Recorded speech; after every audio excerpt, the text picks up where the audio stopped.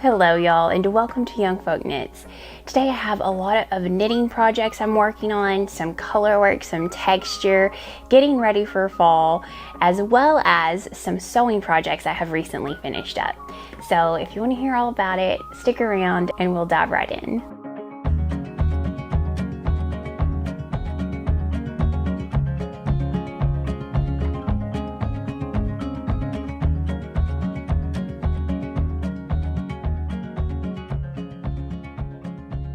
Hello y'all, and welcome to YoungFolkKnits.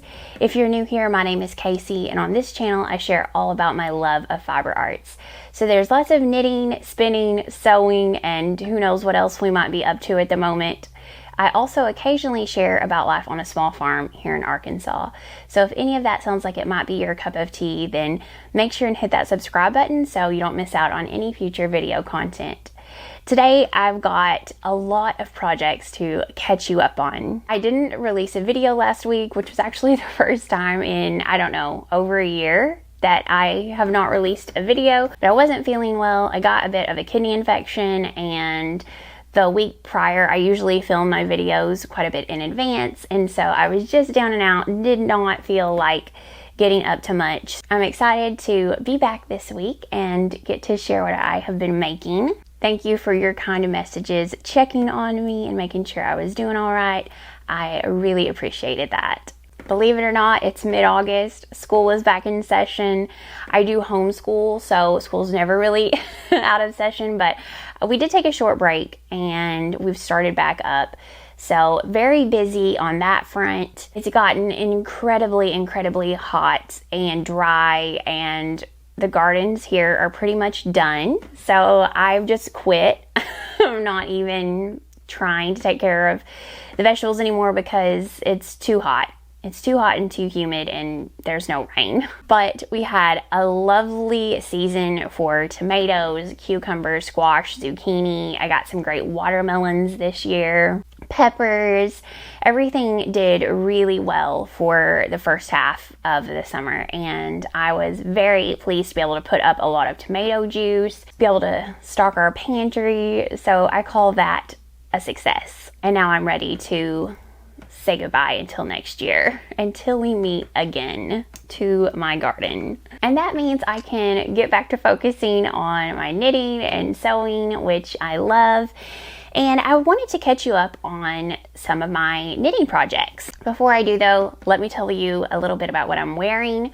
First of all, I'm wearing my knit hat, which is wool, and it is from Deegan, I believe is how you pronounce the name.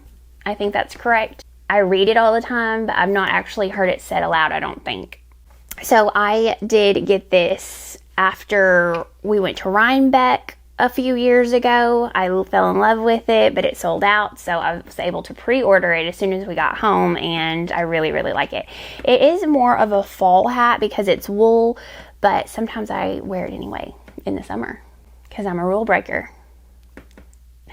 I'm also wearing the first Skyline dress that I ever sewed. This one is made out of linen. It's a washed linen, and so it's nice and flowy and soft. I really like that. This version I did just follow the instructions completely. I put the tie in the back. I will say it's not bra friendly at all. It is long hair friendly. But I think it'll be really nice to wear in the fall with a cardigan. That's what I'm looking forward to. I was really unhappy with the stripes and the way the stripes lined up on this because the stripes are so wide and the gathers aren't quite gathered enough. It just looks like I kind of mismatched the stripes. I wasn't able to pattern match correctly. It's basically what it looks like. So this wouldn't be an issue if you had more gathers or if you had smaller stripes. But I'm not a huge fan of how this pattern turned out. I wasn't really thinking about it. I should have turned the middle tier with the stripes horizontal, and that would have totally taken care of it, but I was not thinking. And so I still like it. I think it'll work well for the fall and winter with a sweater over the top. And it is what it is. I still like it. but I have more info on the skyline dress coming up in the sewing section. So that is what I'm wearing, and now let's chat about what I'm knitting.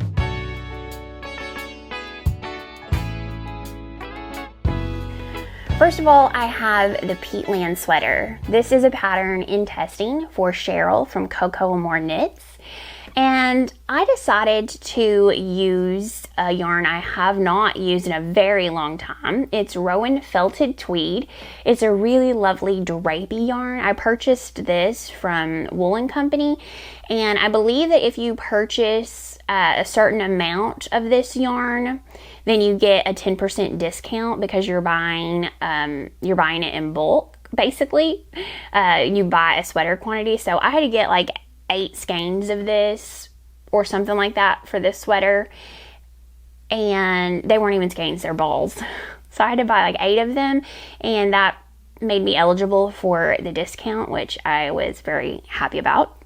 I will link that in the description in case you are trying to find this yarn and you're in the US. I've had a bit of a journey with this sweater.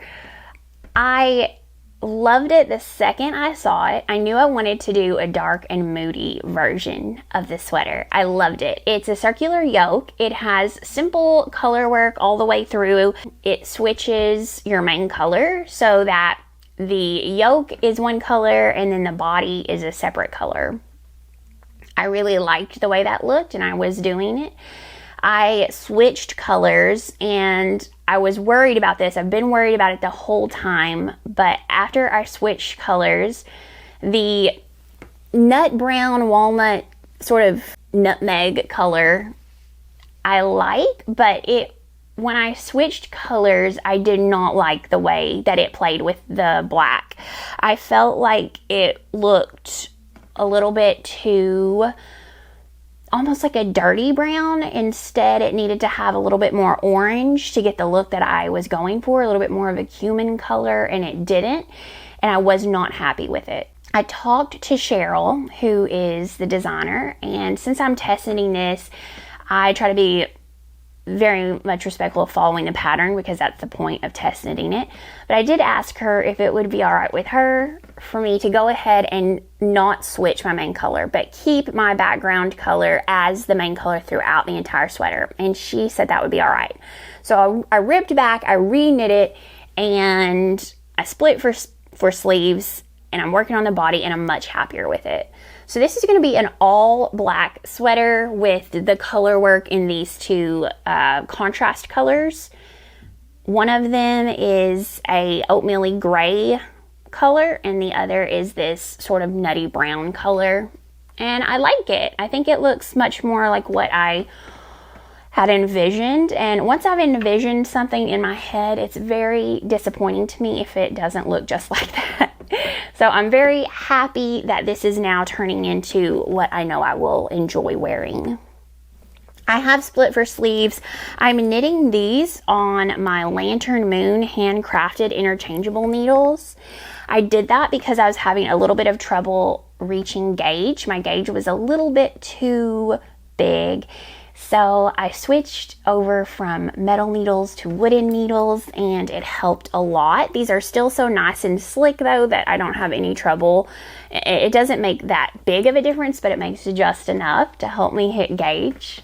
And I love that. It doesn't affect my row gauge as much as it does my stitch gauge. So that is very helpful for me personally. I'm also working on my test knit from Tori for the Prospect Pullover. It's a drop shoulder, and I have done the front, the back, I've connected it, and my next step, which I'm going to do today, is the collar.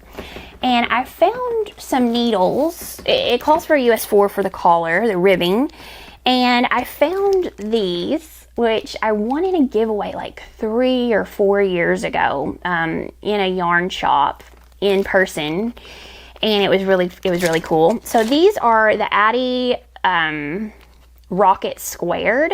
So they're actually shaped kind of like a cube, and they've also got some texture on the needles.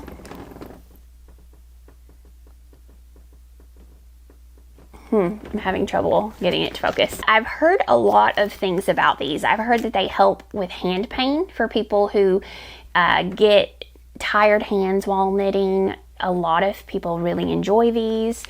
I've never knit with them. I just got this one set here, this size 4, and it's a 24 inch, and I don't use that length very often, and I thought I'm gonna try to use it on my collar because it's actually a fairly wide neck. I normally use 16 inch needles for my collar, but I think a 24 inch will work just fine. I'm going to give it a try, and that way I can give these needles a shot. I think that they look really interesting, and if they are absolutely fabulous for hand pain, then I am very interested in giving it a go. I'll be honest, Addy cords are not my favorite because they are not memory free, I would say. They definitely have a tendency to get in a position and stay there. They twist on me, and that is one of the reasons why ChiaoGoo is my absolute favorite knitting needle, because their cords are just hard to beat. They're memory free, and I don't know, I love them. They sort of stay exactly the way I want them to stay. So I am willing to give these a shot though, and I will report back.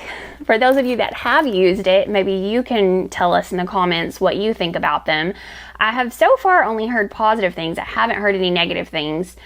So if you've tried them and you either loved them or you did not love them, let us know, and let us know why. I'm very interested in what you like about them or what you hate about them. Okay, next up, I have a new cast on. Who would have thought? I've been chatting with my friend Gudrun Johnston. We've been doing a lot of sewing together with some of our other friends, and I have been obsessed with her pattern from the book Shetland Trader, Heritage Book 3 in the series. I have talked about this book multiple times. I've had plans to make things out of it multiple times. If you are a long-time viewer of the podcast, you will probably know that and remember that. I've even bought all the yarn for 2 of the sweaters in here. And Gudrun is making another Vair, and Alicia, who I've also been sewing a lot with lately, she from Edmiston Creations, she is making one. Mari from Colorado Knitter, she is making one, and Gudrun is doing a knit along now for the Vair. I decided to pull my yarn out. I have been trying to get everything organized to get ready to move into my new studio that I am working on, and it's not ready, but I've been trying to get everything ready. And I found this yarn and I thought, this is perfect timing. I would love to cast this on and have some fun knitting the Vair. I'm following the pattern out of the book, and I usually work from a PDF lately that I'll put in the Knit Companion app, and I totally keep up with everything on there. But since I'm working from a book, I have gone back to my old school, old style pen and paper. I wrote down every row I needed to do and where I'm doing decreases and increases, and I'm just checking them off as I go along, and it's so much fun to get my pen and paper back out. It's the little things in life. This is the sweater, and there are multiple versions shown in the book, which I absolutely love when they do that. This one is the one that originally caught my eye. This is the one I'm doing though, this brown one. It's so beautiful. So it has the option for balloon sleeves or straight sleeves, for a body with really fun chevron colors, or for a plain body. I'm doing the plain body, and instead of the balloon sleeves, I'm doing the straight fitted sleeves. And I'm going to do the turtleneck, I think, because I just love everything about that version of the sweater in the book. So Gudrun says Vair means great beauty in Shetland dialect. She talks about how this sweater was actually the impetus for the whole book. It's got this combination of lace and Fair Isle that gives it a very 70s silhouette and colors, style, everything about it is very 70s, which is my era. And it's based off of a sweater that her mother actually used to make and sell. I think that's so special. This is actually knit, let me put this back in here. This is actually knit bottom up. You start here at the bottom, you cast on, and then you work in razor shell pattern all the way up. You can either do contrasting colors, stripes, or you can do a plain body. And then you cast on a steek at the underarms here because you're going to be working Fair Isle color work at the chest portion. So after that, you can go back and cut the steeks at the arms. You'll pick up for the arms, knit those, and you also, of course, are working your turtleneck if you're doing that. I love that she gives lots of schematics. Gudrun is a fabulous designer. I cast on, and I actually had all of the yarn I had purchased to do the brown version because I did fall in love with it very quickly. And I purchased the yarn for that a few years ago. And it's time this winter to have one. Now I'm using Jamieson and Sons. No, what is it? Jamieson and Smith. Sorry, not Jamieson and Sons. My cousin's name is Jamieson. So I am using Jamieson and Smith, and it is Shetland wool from the Shetland Islands, which I think is very special. It's their 2-ply jumper weight, 100% real Shetland wool. And it's a fingering 4-ply weight, but it is a 2-ply. I think these are 25 gram balls actually. Yes, 25 gram balls, 125 yards, which is actually really nice for color work because you only need one 25 gram ball of each of the contrast colors. And why would you want to buy a 100 gram ball if you're only needing 25 for those contrast colors? I love the fact that you can do that. And I don't like joining new yarn, so it might be a pain to have to get all those balls for your main color, but this is 100% Shetland wool. This spit splices like a dream. You barely even have to get it wet, and you rub that together and it is one piece. I love that fact. So it doesn't bother me at all that it's 25 gram balls. The razor shell repeat is only 2 rows, so it's very easy to memorize. Alicia says she's doing it even while she's walking because the 2 rows are very simple, and I do appreciate that. Lace is one of my favorite things to knit. In fact, it probably is my favorite. I think I love it more than color work, more than cables. I for sure love it more than color work. Possibly more than cables. I think that lace is my favorite thing to knit. Now it does have these fairly wide eyelets, which may just be because my gauge is a little bit slightly big, which I am okay with because I was between sizes. So I have a large difference between my upper bust, my full bust, and my waist measurement. And that makes sizing a little bit tricky for me. My full bust measurement right now, it changes all the time. Right now it's between 45 and 46. And this sweater calls for 0 to 1 inches of negative ease. So I think that is great for somebody that does not have a large difference between their full and upper bust. For someone that does have a large difference between that, I think that you might want a little bit more negative ease, maybe. But the sizing went from 43 3/4 inches to the next size was 46 3/4 inches. So I decided to do the 43 3/4 inches one, which gives me more like 2 inches of negative ease. And I think that's probably good. I think that's perfect. And I'm the slightest bit bigger on my gauge, which I'm hoping will possibly even bump me up to 40. If it does bump me up to 45, that's fine. I think anywhere in that range is going to be okay, but I'm going to be very careful with blocking. I don't want to block this out a lot. I want it to maintain its shape. And the great thing about non-superwash Shetland wool is that it absolutely will retain its shape. It's not going to block out, you know, hugely. It's not superwash. So I think I'm going to be just fine with that. This may be a longer term project for the fall and winter because I do need to finish a couple of test knits. I did completely finish a test knit and I'm going to take pictures of that this week. I'm excited, and it will be out really soon, so I'll be able to share that with y'all. And I've got a couple more test knits that I'm working on behind the scenes, but I think this would be lovely. I've wanted it for ages and I want to knit it with Gudrun, so I'm excited to have that. Okay, more details are going to be coming on this, so make sure and watch out for my newsletter and on Instagram. But we have been talking about a fishy knit along for a little bit, and I just wanted to tell y'all it is happening.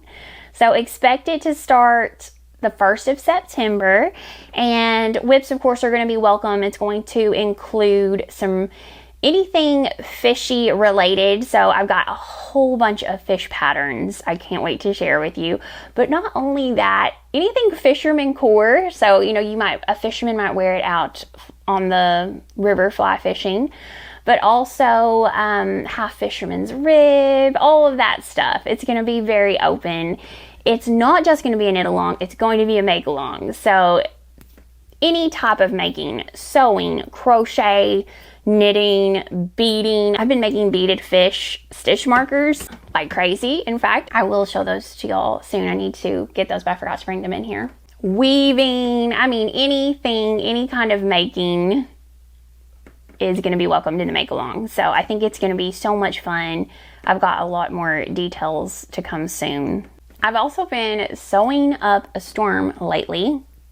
I have been sewing with some friends, so that's been really fun, and I want to show you a few of the things that I finished up.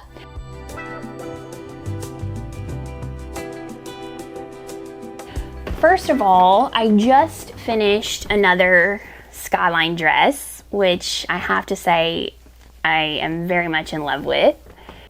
So this is it, and I sewed it using Merchant & Mills in this really cute check square gingham fabric.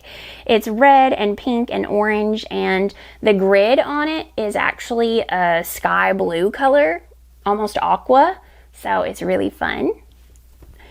And I used this tag in the back, which I got from Danny at Black Mountain Yarn Shop. It says Made in the Mountains, and I thought the green on it just looks so perfect with the aqua grid, and I really love it. So I did a few things different on this one. First of all, I did the front tie hack.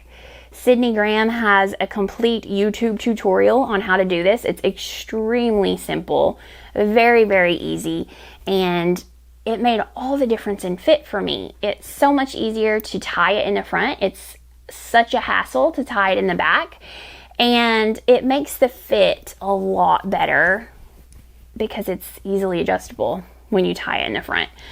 So I did size down a size on my bodice for this one. I made the 14 for the bodice, and then I kept the tiers though. I think I sized up on the tiers widthwise, because I wanted there to be a little bit more gather to it. There's a lot more gather on the tiers than there is in my first skyline dress, and I like that a lot. But by keeping the bodice smaller, it helps to fit it better to my bust and not give total and complete moo-moo vibes, which I tend to get very easily because of my bust. It kind of goes out and then down instead of just down. So it definitely can tint, these styles can. It can be unflattering, which doesn't always bother me, but sometimes I don't like it, and wearing a cardigan over it helps for sure, but I can't wear a cardigan right now.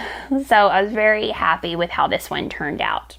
I also finished my Nova jumpsuit. which I've got inside out now because I just wore it recently and took it off inside out. So this is a pattern from True Bias. Nope, that didn't work. Okay. Here we go. Which is the front though? I should have put a tag.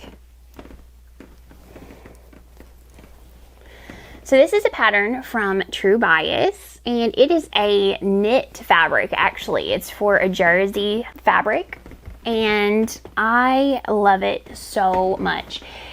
This was released quite a few years ago actually, and I've seen it multiple times and I liked it, but it wasn't really top of my list or anything, and some of my friends were making it and I was like, okay, I'm gonna give it a try.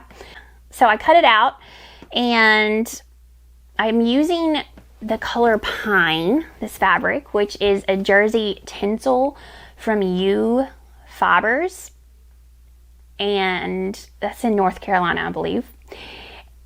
I purchased this fabric in a couple of different colors because I also want to make some jersey tees from it because it's so soft. It's almost like a modal.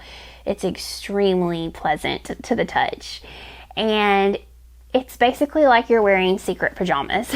I love this so much. I really like the fact that it has waist elastic because, again, it helps with the fit and the silhouette. I like the fact that it tapers and has elastic at the ankles. I think that also adds a really fun, elevated touch to a jumpsuit. And I'm really happy with how it turned out.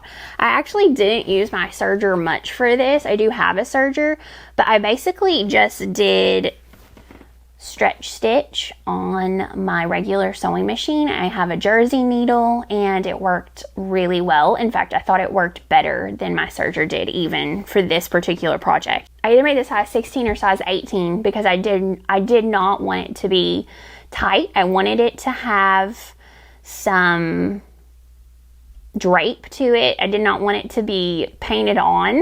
It's not spandex. So I think I made the size 18, and I'm really happy with how the fit turned out. I'll definitely put a picture up.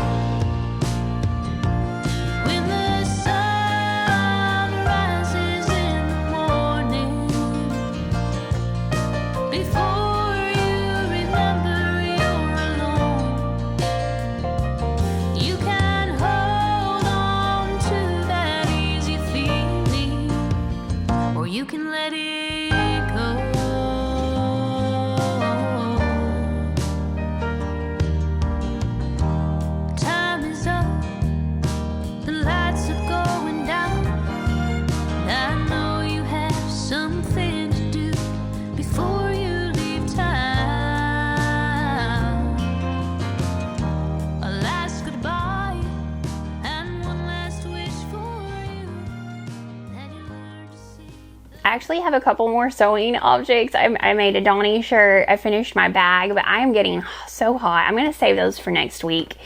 And I do want to chat a little bit about what I have been reading.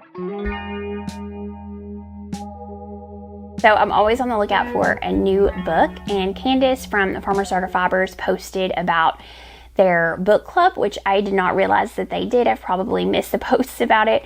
But the book for this month is The Saltstones. The book is titled The Saltstones, Seasons of a Shepherd's Life. So this takes place in Vermont's Green Mountains. The author is Helen Wybrow, and it talks about her journey becoming a steward to a 200-acre conserved farm. This just looks so interesting. I was going to get the audiobook, which I may still get. It's not available on my Libby app for my library, so I would need to purchase it. So I'm kind of thinking about it. but I have ordered the hard copy of the book and I'm really excited to read it. It looks great. I love anything about farm, sheep, lambs. My dream is to be a shepherdess. So this is right up my alley. I think it's going to be a very thoughtful and interesting book. If you have read it or if you're planning on reading it, let me know, and I'm excited to dive into this book. While I'm waiting for that, I started a book that I feel like everyone has read except me, and it's called Wild: From Lost to Found on the Pacific Crest Trail. So this is by Cheryl Strayed, and it's, I guess you would call it an autobiography, and it's all about her journey. She has had a lot of life events happening, and she's decided to hike this Pacific Crest Trail for 100 days or something like that. I haven't really gotten going too far in the book. I also wanted to mention a recipe that I just recently made. I know quite a few of you are gluten-free as well. I have celiac disease, so I am gluten-free, and the Loopy Whisk has some amazing recipes. My absolute favorite so far that I have tried is the pumpkin roll. Made it multiple times. My kids' absolute favorite. But this week I made the carrot cake, and it turned out so delicious. My favorite part of the whole recipe was the frosting. I've made cream cheese frosting so many times, but I don't know what I did this time. It was so light and so fluffy. It turned out delicious, and I think it's because I let the cream cheese, it was not at room temperature, it was still chilled, but I think it's because I let the cream cheese get a little bit softer and it fluffed up really nicely, so that might be what it is, but it turned out delicious. I'm going to put the recipe in the description in case you love carrot cake, or if you just love cream cheese frosting, check it out. All right, y'all, that is all for today. Thank you so much for choosing to spend some time with me. I appreciate you all very much. If you enjoy videos like this, then please give it a thumbs up and hit that subscribe button so you won't miss out on any future video content. And until next time, happy knitting, y'all.